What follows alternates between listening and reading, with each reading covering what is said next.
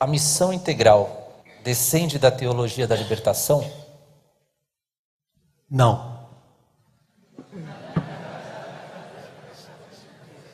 A primeira vez que eu ouvi falar de missão integral foi no artigo do René Padilha na revista Tempo e Presença, que eu li em 1981, em que ele dizia que a teologia da libertação, enquanto estrutura teológica e afirmação teológica, e eu lembro que ele faz uma crítica no artigo à cristologia e à soteriologia da teologia da libertação, que ele descarta. O primeiro artigo que eu li já me disse que missão integral, teologia da missão integral, não tinha nada a ver com teologia da libertação, apenas estava preocupada em dar uma resposta à realidade latino-americana, de pobreza, de opressão e oprimidos. Né? Por exemplo, o livro do Rubem Alves, O Suspiro dos Oprimidos, é uma coisa impressionante, já daquela época. Essa resposta à realidade da pobreza. Muito recentemente, quando a Igreja Católica Romana condenou John Sobrino, o Fernando Altemeyer, da área de teologia da PUC, escreveu um artigo interessantíssimo. Ele diz assim, que a teologia feita na Europa é uma teologia que pretende responder à angústia da alma. Especialmente uma teologia feita mais recentemente, pós-Holocausto, o livro emblemático disso é do Hans Jonas, Como Falar de Deus Depois do Holocausto, né? Marcado pelo Holocausto, como responder à angústia da alma humana, a necessidade de sentido, de significado, e o próprio papel de Deus num mundo que produz um Holocausto. O Fernando Altemeyer diz que a teologia feita na América Latina não está tão ocupada com a angústia da alma, mas com o sofrimento do corpo, com a realidade encarnada. Né? Então, os comentários que eu faço não descende da teologia da libertação e tem fundamentos teológicos absolutamente distintos da teologia da libertação, embora se preocupe em responder a essa realidade que os teólogos da libertação tentaram ou responderam. E só por curiosidade, a teologia da missão integral é anterior à teologia da libertação. O primeiro texto sobre teologia da libertação é de Gutierrez e o ano é 1971. A teologia da missão integral já está no ano de 69, ela já está elaborada. Ela já está trabalhada. É a fala que o Clade, a fala que o Valdir disse com o discurso do Samuel Escobar, que já é a expressão de tudo que aquele grupo estava construindo.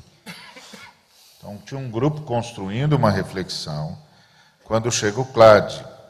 E aí o Samuel Escobar coloca para todos os que estavam ali presentes o resultado das pesquisas, dos trabalhos e das propostas daquele grupo que hoje nós conhecemos como os expoentes da teologia da missão integral e que é anterior à teologia da libertação. A teologia da libertação vai chegar depois, a partir de outros paradigmas.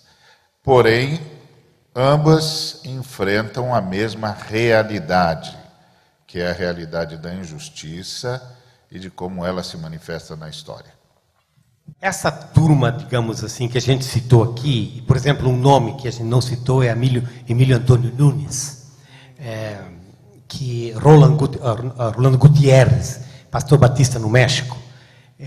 Emílio Antônio Nunes era reitor do seminário na Guatemala, e de um seminário que é muito grande hoje e tem uma origem muito conservadora, né, quase assim da missão Dallas, né, na América Latina.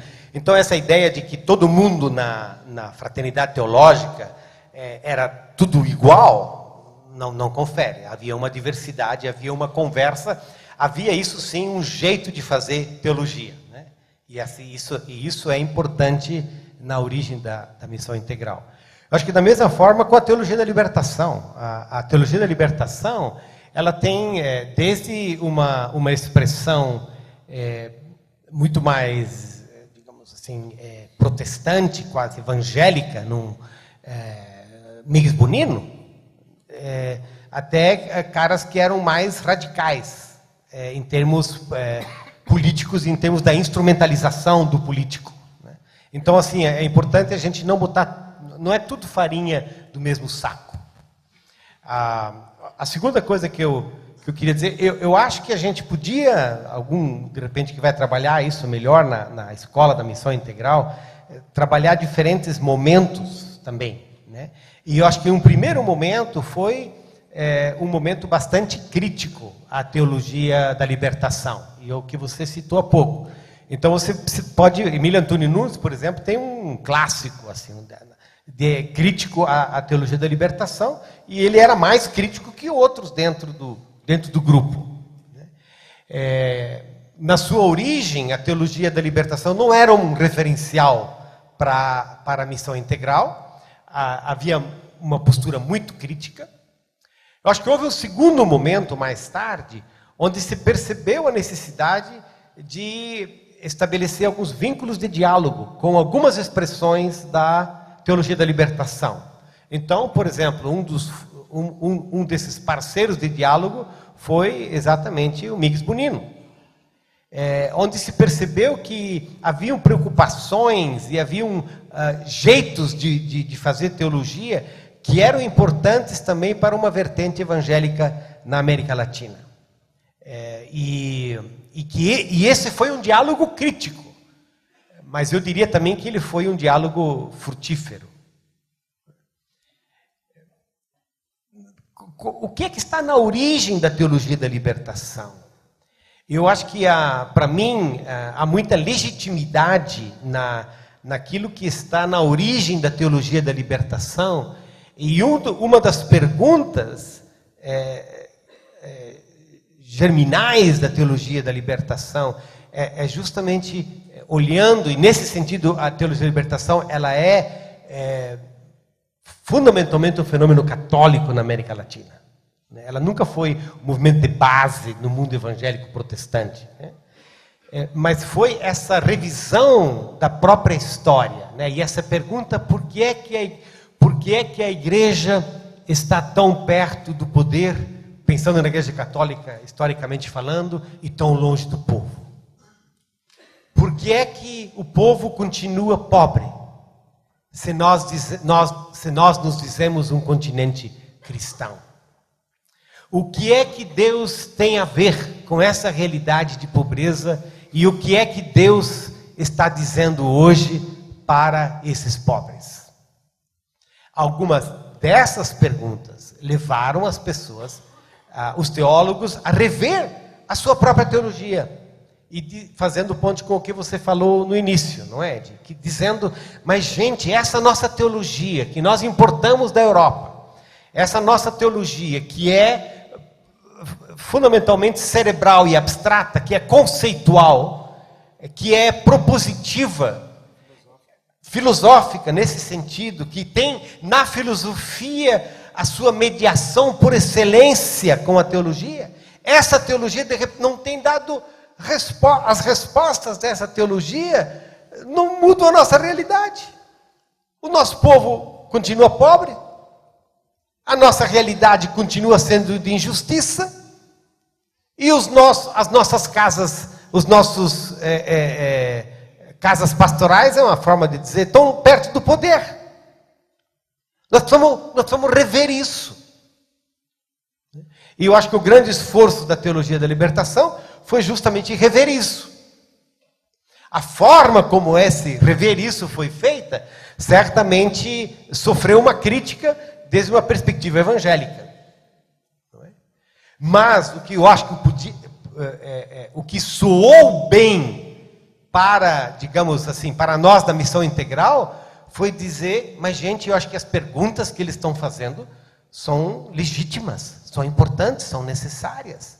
Aí a pergunta pelo locus eclesial, né? Quer dizer, qual é o lugar da igreja na sociedade na qual nós vivemos. A pergunta por uma teologia que consiga estabelecer um diálogo com uma realidade de pobreza, de injustiça, de opressão na América Latina. Essas perguntas são importantes para nós também. Aliás, essas são perguntas que nascem do Evangelho. Nós precisamos escutá-las no Evangelho. Por que é que a gente está surdo para elas, se elas vêm do Evangelho? Então, acho que essas são algumas das coisas que, de repente, a gente percebeu até como pontes de reflexão importantes para a caminhada da missão integral. Essa pergunta sobre a praxis da igreja é muito interessante, por exemplo, quando o Leonardo Boff, ele diz assim: como que nós evangelizamos a América Latina, nós os cristãos? Os cristãos, fomos predadores dos recursos naturais. Pensando no Brasil, os cristãos que chegaram no Brasil abusaram das Índias, mataram os índios e foram predadores dos nossos recursos naturais. Então, isso não significa trazer boas novas. Nós não evangelizamos o Brasil, nós cristianizamos o Brasil com uma subcultura cristã que é absolutamente condenável. Aliás, a mesma crítica que o Henrique Dussel vai fazer para a América Latina inteira, não só para o Brasil. É esse tipo de reflexão histórica que gera uma outra forma de ler a Bíblia e de conceituar o que é fazer missão, o que é evangelizar, o que é levar boa nova a um contexto de pobreza e de opressão da América Latina. A teologia da libertação fez isso do jeito dela e a missão integral faz isso do seu próprio jeito. Mas é por isso que a teologia da missão integral é uma teologia da praxis, do que é ser igreja nessa realidade. De um ponto de vista assim, evangélico, a gente, quando o Leonardo Boff faz essa crítica da igreja, né, da cristianização, nós evangélicos dizemos, está vendo, é isso aí mesmo. A pergunta também é, a gente tem a coragem de fazer a análise da nossa própria história? A gente tem essa coragem de fazer isso? Mas fazer essa revisão, ela é complicada, né? O que é que nós, nesse sentido, a gente começa a entrar em algumas áreas, digamos, mais sensíveis. Por exemplo, como que a gente, então, olha para todo o esforço da empresa missionária norte-americana no continente latino-americano. Qual era a agenda dos missionários? Como é que eles faziam missão? Que tipo de igrejas nós estamos construindo? Então, fazer um pouco dessa análise, que é uma análise, eu diria, inacabada, mas é uma análise importante para nós, né? Eu só queria trazer isso um pouquinho para a nossa própria casa e para a nossa realidade. E mais recentemente, a análise de nós mesmos, não é? Dos nossos próprios, entre aspas, impériozinhos que sejam, mas a forma como você está construindo uma eclésia, né? Uma igreja que responde ao Evangelho e não aos pressupostos do poder, como a gente tem criticado.